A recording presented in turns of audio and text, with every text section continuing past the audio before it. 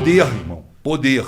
O poder é muito forte, cara. Foi por isso que você rompeu com o Bolsonaro? Cara, todo mundo... assim, eu falo pra você que eu me arrependi muito, né, de ter lutado tanto para a chegada do Bolsonaro na presidência. As pessoas me criticam, falam, porra, mas tu não pode ser, um cara como você não pode ter sido tão ingênuo assim, Frota, a ponto de não ter visto antes o que ia acontecer e etc e tal. Mas eu mergulhei de coração na parada, porque eu achei que naquele momento ele ia realmente... fazer uma asepsia na política, ia mudar a situação, a gente ia conseguir respirar de vários outros governos que já vinham.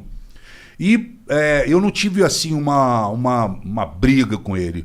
Eu, na verdade, o Bolsonaro, quando ele assumiu a presidência, logo em dezembro, né, que era dezembro de 2018, a gente começava em janeiro, em dezembro de 2018 eu comecei a entender e a ver várias coisas que não eram o que vinham acontecendo durante a campanha. Ele virou uma outra pessoa, colocaram um cinturão, blindaram o cara e apareceu pessoas que eu nunca tinha visto no decorrer da parada, né, da campanha. Sabe quem são essas pessoas? Vários.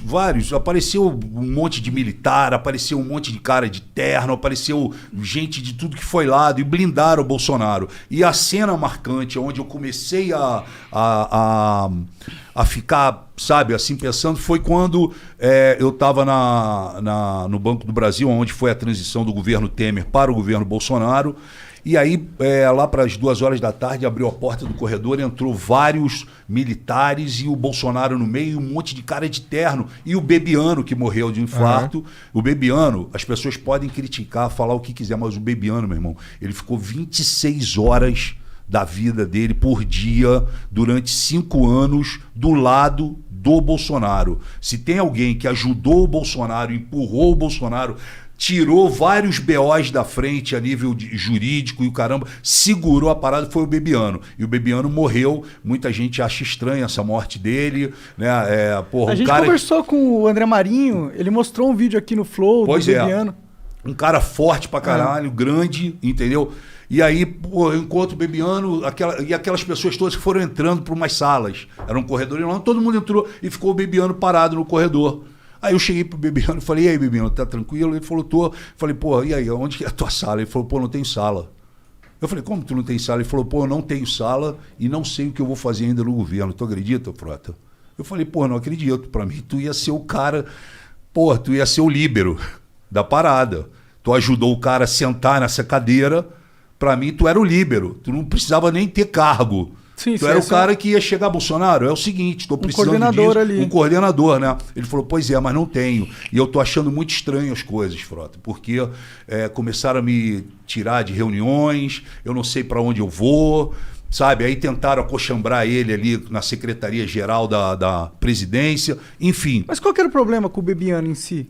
Eu não sei qual foi o problema com o Entendi. Bebiano. Só o que eu senti foi o seguinte, irmão. Se você corre junto uma temporada e você ganha, porra, você tem que comemorar junto. Com você certeza. não pode largar um cara como o Bebiano sem sala. Isso para mim foi muito marcante. E acendeu uma luz. E fora outras coisas que eu vim vendo. Mas aí quando chegou em janeiro, o Bolsonaro me chama e fala assim, ô Frota, o Temer, através do Onyx Lorenzoni, pediu a cota dele no nosso governo, que é justamente um ministério, uma secretaria. Como o Bolsonaro se vinga da classe artística por causa daquele hashtag ele não, que a Daniela Mercury foi uma das que comandou aquilo, e vários outros artistas, e os artistas foram contra a eleição dele, o Bolsonaro se vinga da classe cultural. Então o que ele fez?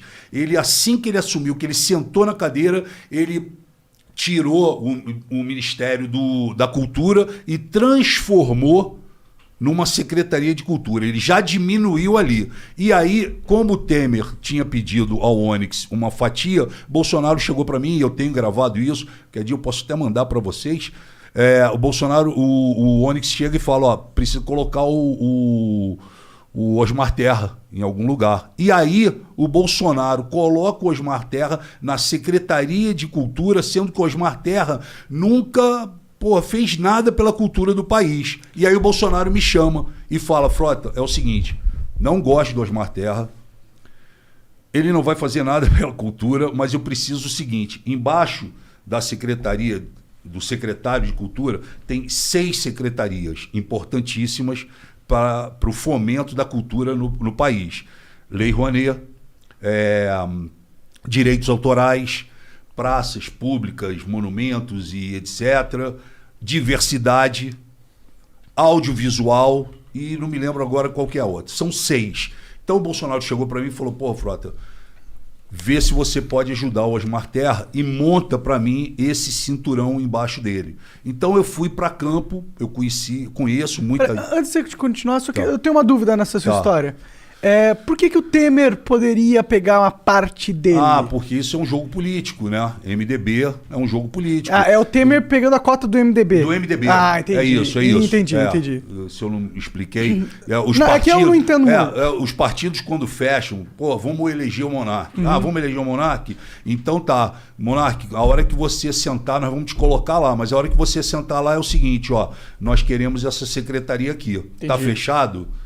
Essa era a missão do Temer como líder do partido. Você fatia o governo. Pode crer. E você acaba fazendo o que ele tinha dito que não faria. Inclusive na campanha e na entrevista dele na TV Globo. Sim. Que ele fala, eu jamais vou fatiar o meu governo, eu não vou aceitar que o Centrão fique junto comigo, porque no Centrão tem corrupto, bandido, safado, não sei o que, coisa e tal. Um presidente não consegue governar fatiando o governo, e ele fez isso. E aí, quando ele me chama, eu fui em campo, não fui buscar amiguinho meu, fui buscar pessoas que realmente entendiam da situação. E convidei essas pessoas, algumas aceitaram logo de início, outras tinham que se desvencilhar dos seus empregos e etc e tal, e montei esse cinturão para dar suporte para um cara que não entendia de cultura, que não sabia o que era a Lei Rouanet e que deu uma declaração quando foi convidado como secretário que de cultura ele só entendia tocar berimbau. Aí, pô, eu montei para ele e já era no final do ano, o Osmar Terra, a família dele, mora no Canadá. Então ele falou, olha, Frota, eu tô indo pro Canadá, a gente resolve depois. Eu falei, não, vamos fazer o seguinte, teu avião vai fazer uma escala em São Paulo, você vai ficar lá umas 3 horas, eu vou levar todo mundo para um restaurante no aeroporto e vou te apresentar os seus possíveis secretários e etc e tal. E como você não entende, você pode estar certo que eu estou colocando aqui pessoas que realmente são do meio, sabem, tratam bem de cada tema. Pô, tranquilo. E aí ele foi no avião dele, enfim, eu montei toda a situação lá no restaurante, no aeroporto, enfim, e apresentei todo mundo para ele. Falei, ó, esse aqui, essa aqui, esse. Apresentei o secretariado dele. Isso já acendeu uma luz no governo, que os caras começaram a falar assim, pô, o Frota tá se apossando da cultura, o Frota tá querendo o ministério para ele. Não era, o presidente me pediu. Aí eu apresentei para ele e ele foi embora. E, porra, saiu todo mundo, pô, Frota, beleza, porra, tô feliz, obrigado pela oportunidade, vamos lutar. E o caramba, ó, tô pedindo demissão da Fox para assumir aqui a parada. O cara, porra, com 10 anos de empresa, tô saindo fora, mas meu irmão, pode vir, vai dar tudo certo. E, porra, ele viajou, o Osmar Terra. E o Osmar Terra viajou, passou o ano novo, essa coisa. Quando ele volta, ele se encontra com o Onyx Lorenzoni, os dois são do Rio Grande do Sul. Ele se encontra com o Onyx Lorenzoni e, sem falar comigo, sem pelo menos me informar, resolvem mudar o cinturão. Porque eles já vinham com a cabeça deles de, não, vamos acochambrar aqui a nossa galera. Porra, nada do Frota, nada, sabe? Começaram a fazer esse jogo e montaram isso, tiraram das 6 secretarias, brother, eles tiraram 5. Eu fiquei só, aliás, eles tiraram 4, ficaram 2. A de audiovisual e a de direitos autorais, o Maurício Braga. Eu falei, porra, cara, isso não tá certo. As pessoas saíram dos seus empregos. Pô, o cara tava ninguém chegando em Brasília já, pô, tô procurando flat aqui pra morar.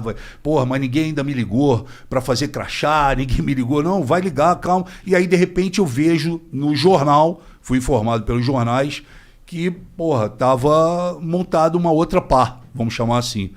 Aí eu fiquei puto com isso, obviamente, fui direto no Bolsonaro pra falar com ele. Aí, quando eu cheguei no Bolsonaro, o Bolsonaro virou pra mim e simplesmente falou, ó, não quero saber, irmão, isso daí é problema teu, porra, não vou arrumar confusão, Frota, pelo amor de Deus. Falei, caralho, como pelo amor de Deus? Você pediu pra eu montar uma parada, eu tirei as pessoas, botei as pessoas aqui e agora você me fala, pelo amor de Deus? Não, porra. E, cara, um monte de gente falando na cabeça dele, não, é amigo do Frota, vai dar problema, aquela porrada de coisa. Enfim, limou os caras, eu fiquei puto. Porra, a primeira oportunidade que eu tive, eu fui pro plenário, meu irmão, peguei o microfone e soquei forte o Onyx Lorenzoni. Chamei de safado, vagabundo, que não poderia ter feito isso, não sei o quê. E pá, fiz um discurso pesado. Nesse discurso pesado, os caras entenderam. Falou, ó, abriu aqui uma fissura entre o Frota e o governo. Como é que o cara vai e fala do ministro, que é o secretário do Bolsonaro, e ele, porra, senta o pau. Aí sentei a porrada.